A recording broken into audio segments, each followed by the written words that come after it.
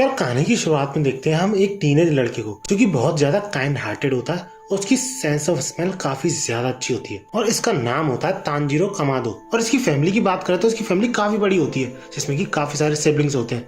एक माँ होती है और पिता की कुछ टाइम पहले ही डेथ हुई होती है एक बीमारी से। अब घर में सबसे बड़ा होने की वजह से सबसे ज्यादा जिम्मेदारियां भी इसी पर थी, जिस वजह से उसे अपने घर से काफी दूर पैसे कमाने जाना पड़ता था। और इन्हीं दिनों में से जब एक दिन वो पैसे कमाने गया हुआ होता है तो आने में थोड़ा लेट हो जाता है, जिस वजह से उसे रात में किसी और के घर पर ठहरना पड़ता है क्योंकि रात में इस तरह घूमना सेफ नहीं था मैन ईटिंग डीमंस की वजह से। इसके बाद जब वो अगले दिन अपने घर की तरफ निकलता है तो थोड़ा आगे चल के उसे अपने घर से खून की स्मेल आ रही होती है, जिस वजह से वो दौड़ता हुआ जाता है अपने घर की तरफ और ये देखता है कि उसकी पूरी फैमिली खत्म हो चुकी है और ये देख के वो पूरी तरह टूट जाता है। लेकिन थोड़े ही टाइम बाद वो ये रियलाइज करता है कि उसकी एक बहन अभी भी जिंदा है जिसका कि नाम नेजुको था, जिसे बचाने के चक्कर में वो इधर उधर भटकता है। लेकिन इस सब का कोई फायदा नहीं था क्योंकि नेजुको भले ही जिंदा थी लेकिन वो डीमन बन चुकी थी। अब इससे पहले कि भैया तांजीरो को सोच पाता समझ पाता वहां पे एंट्री होती है एक बहुत ही स्ट्रॉन्ग डीमन स्लेयर की जिसका कि नाम था गियू। अब वैसे तो वो नेजुको को मारने वाला होता है क्योंकि ऑब्वियसली वो डीमन थी,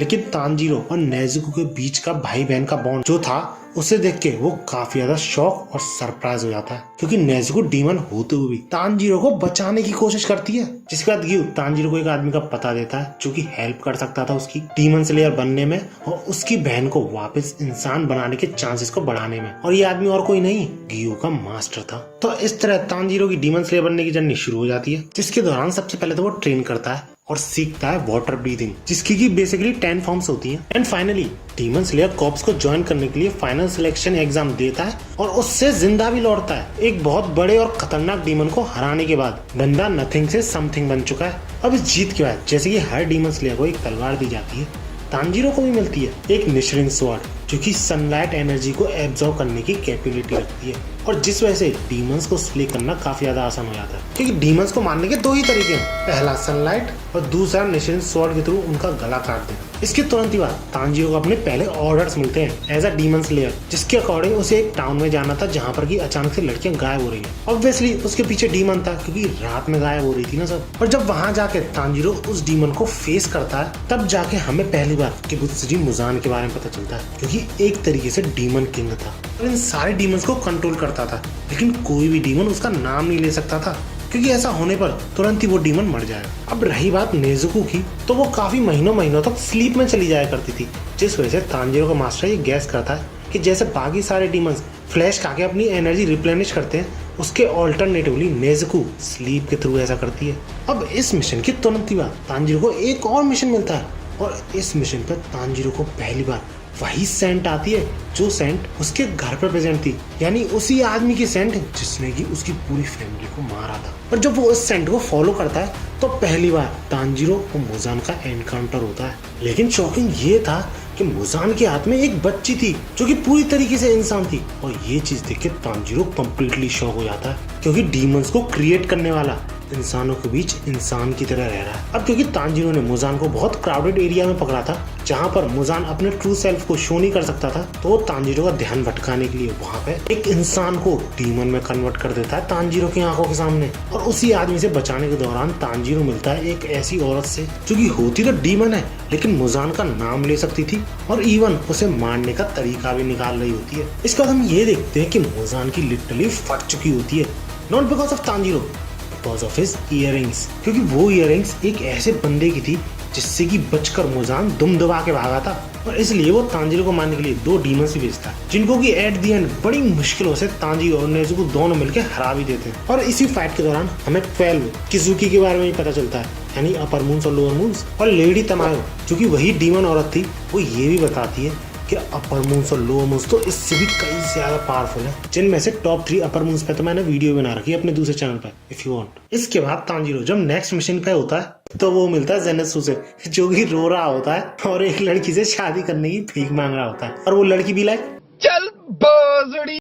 और इन्हीं बातों में वो दोनों दोस्त बन जाते हैं और जेनेत्सु ये सब बताता है कि मैं तो तुक्के से पहुंच गया वैसे डीमन स्लेयर कॉर्प्स में, जिसको ज्वाइन करने के लिए लिटरली तांजीरो की हवा टाइट हो गई थी। अब इस मिशन के दौरान काफी सारी चीजें होती हैं। फर्स्ट तांजीरो लोअर मून से लड़ता है, सेकंड, हमें जेनत्सु की असली पावर पता चलती है कि बंदा नींद में लड़ सकता है। और तीसरा, हमें इनोजुके इंट्रोड्यूस कराया जाता है जिसका रियल फेस देख के मैं तो शॉक हुआ था। आई एम श्योर तुम भी हुए होगे। और इसी के साथ डीमन स्लेयर के फेवरेट ट्रायो का टीम अप भी होता है। और जब जेनेत्सु नेजुको को दिखता तो बौखलाई जाता भैया उसकी सुंदरता को देख के।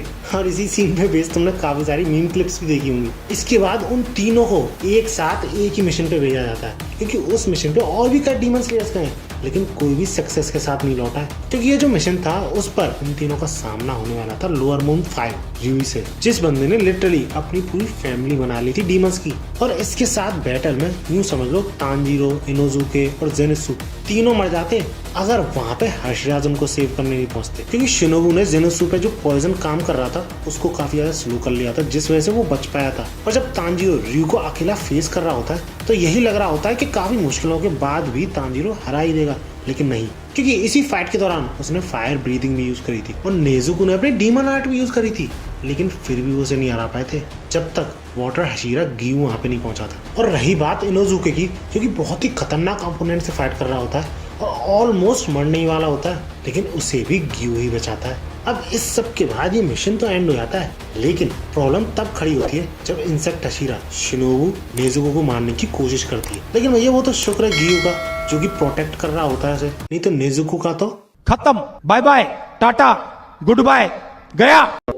तांजीरो इतनी बुरी हालत में भी नेजुको को बचाते बचाते इधर उधर भाग रहा होता है, लेकिन तभी हमें इंट्रोड्यूस होती है कनाओ, जो कि नेजुको को मारने के पीछे लगी होती है। दोज़ हू डोंट नो, कनाओ भी एक डीमन स्लेयर ही होती है। लेकिन इसी सब के बीच एंड टाइम पे मैसेज आया था हेडक्वार्टर से कि तांजीरो और नेजुको दोनों को ही कस्टडी में लिया जाए। और उसके अगले ही सीन में हमें इंट्रोड्यूस कराया जाता है हर्षिराज, जो कि हेडक्वार्टर्स में रहते हैं बेसिकली, या फिर तुम ये बोल सकते हो कि डीमन स्लेयर्स की इंपॉर्टेंट मीटिंग यही होती है इन्हीं लोगों के बीच, because they are top level shit. और वहां पे ऑब्वियसली पूछा जाता है कि तांजीरो का क्या रीजन था अपने साथ एक डीमन को लेकर चलने का, वो भी एक डीमन स्लेयर होके। और जब तांजीरो अपनी स्टोरी बताता है तो ऑब्वियसली कोई भी विश्वास नहीं करता है, क्योंकि उनमें से कोई भी नहीं मान रहा था कि एक डीमन इंसान को खा ही नहीं रहा है, वो भी 2 सालों से। लेकिन एट द एंड नेजुको ये प्रूफ कर देती है सबों के सामने कि वो बाकी सारे डीमंस की तरह नहीं है, एंड दैट्स व्हाई तांजीरो और नेजुको को छोड़ दिया जाता है। और इसके बाद एंड में हमें तांजीरो, इनोजुके और जेनेत्सु को ट्रेनिंग करते हुए दिखाया जाता है, जहाँ पे तेंजिरो को ब्रीदिंग स्टेट के बारे में पता चलता है, जो कि वो शॉर्ट पीरियड ऑफ टाइम के लिए करता है जब वो फाइट करता है। लेकिन वहां पे उसे ये पता चलता है कि सारे हशीराज